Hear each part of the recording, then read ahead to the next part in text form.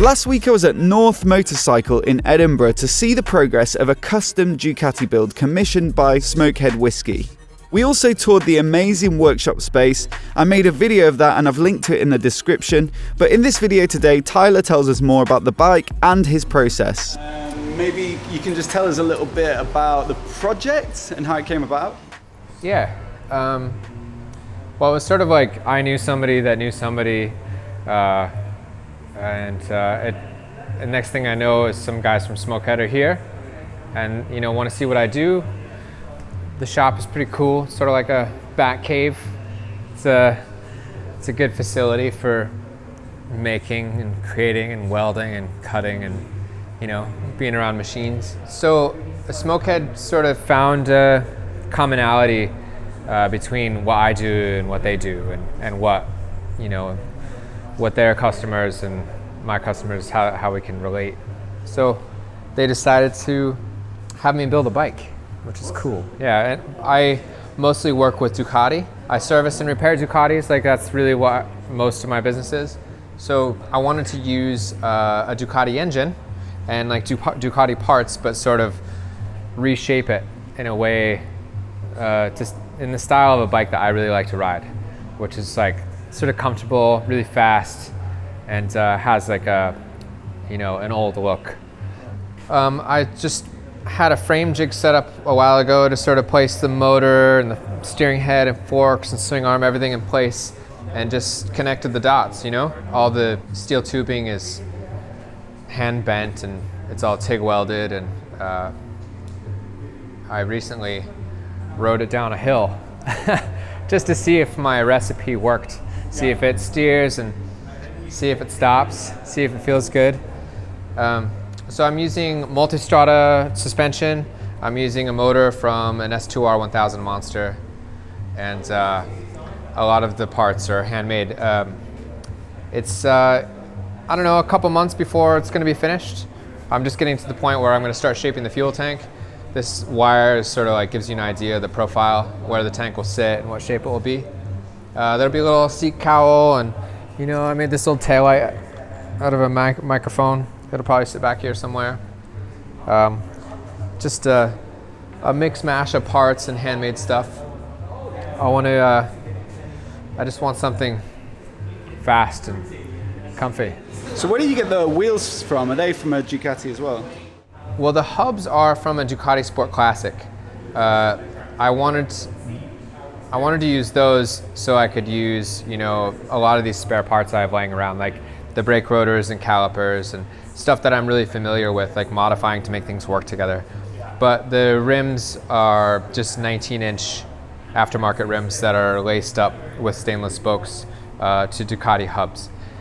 So for example, the swing arm is from a GT 1000. I've modified it to make it a monoshock, and still making some adjustments with that.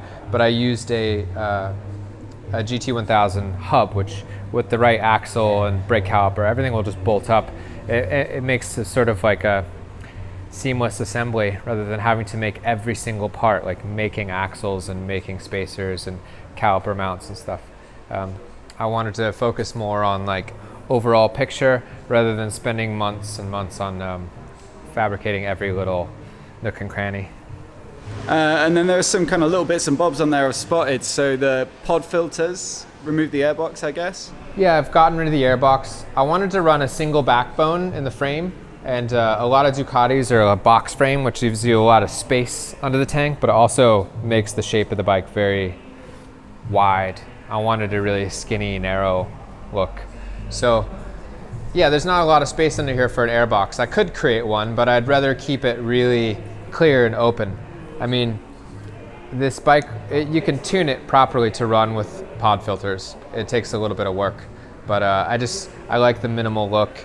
I want less stuff on it. I think that's the hardest thing to do when building a custom bike, is to have less things and have it still work, or make people look at it and go, something's missing, or, it makes you focus more on the overall design. When you look at a manufacturer's design of the original Ducati Monster or something, it's really just a tank and wheels and a frame. They don't draw things on mirrors and big extended fenders and turn signals that stick out 5 inches.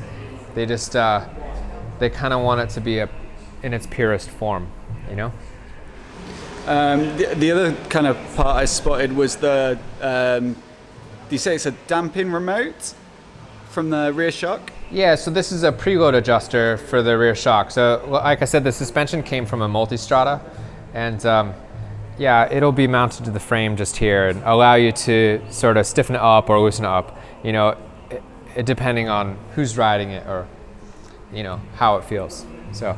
And then is it a Rizoma clutch as well? I know that's on the other side, but you said it's a dry clutch? Yeah, so the dry clutch is standard on this motor. There were some 1000 dual sparks that had wet clutches, but all the like exposed timing belts and clutch and just having a motor all exposed like that where you can see its working bits is, you know, music to my ears. A lot of people think, hey man, there's something wrong with your bike when they hear a dry clutch roll up to the gas station, but to me it's like, you know, distinctly Ducati, and I love it.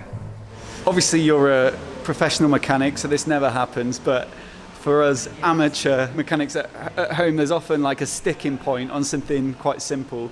Like, is there anything on this build so far that's been like a real challenge, or? I think, yeah, the most challenging bit is making stuff from nothing. Like, you have to mount the battery somewhere, so you have to make a box, and you have to, you know, attach it in a way where it's removable and in a way where it doesn't interfere with other things.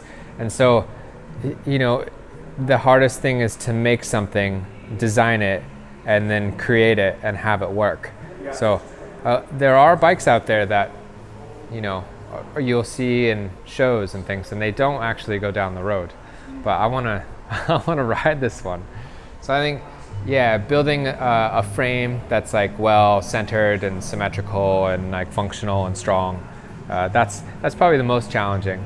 And especially with a fuel injected Ducati, it comes with a lot of electronics like an ECU and you know, throttle bodies with a stepper motor. You've got them at your coils, and there's all sorts of electronics that come with fuel injection, and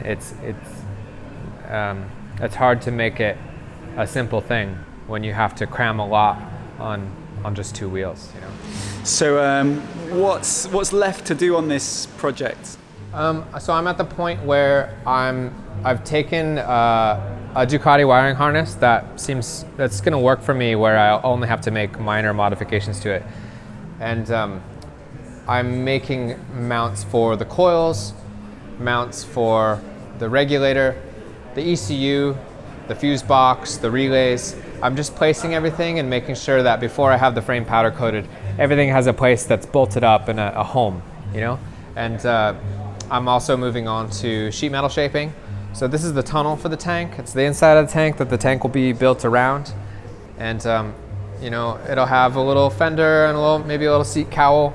I just have to have all these little bits bolt to something. So it's just a matter of making little tabs and structures that look good and are functional. It's pretty time consuming. Yeah, I'll bet. And then what's the plan for the bike once it's complete? Well, I'm probably going to do some burnouts and some wheelies and ride it like I stole it. Or a friend of mine says ride it like a rental, you know. But I think that it'll be used at like different whiskey events and you know, have a home in different shops for a while and be ridden around by people that work for the distillery or, you know, whatever. It'll have a good life and it'll be showcased, but it'll be ridden. So I think, I don't know, it sort of attracts attention. Like if you go to a whiskey tasting event and everybody's just really, you know, thinking about what they're tasting, it's nice to have something to look at, something that can relate to the, you know, individuality of what type of whiskey you choose. Like I'm into really peaty whiskey, you know, Islay whiskeys in general, and you know, not everybody is. So that's the whole thing with Smokehead, is not for everybody. They, you say the guys from Smokehead are going to ride it. They were already talking about taking it to the Malay Mile next year. Do you know about that race? Yeah, I think Anybody brings what they want and just rides it. So you say it'll have a good life, but well, I mean, I'm sure the bike will appear at some motorcycle shows as well as whiskey events. You know, it would be cool to take it to the Iowa Whiskey Festival. You know, ride it around and obviously not like when you're full of whiskey, but you know, in the morning when the sun is shining, just get a little wind in your hair before sitting down on the trail. Otherwise, it's going to be back in for repairs pretty quickly. yeah. That's good for you. Thanks once again to Smokehead for an awesome couple of days, which included some whiskey tasting after the workshop tour. I've linked to their YouTube channel and website in the description below, and also thanks to Tyler for being a great host. Links to his Instagram and website in the description too. I hope you've enjoyed these videos. Hopefully I'll be able to report back in a few months with some footage of the finished build and maybe take it for a little spin.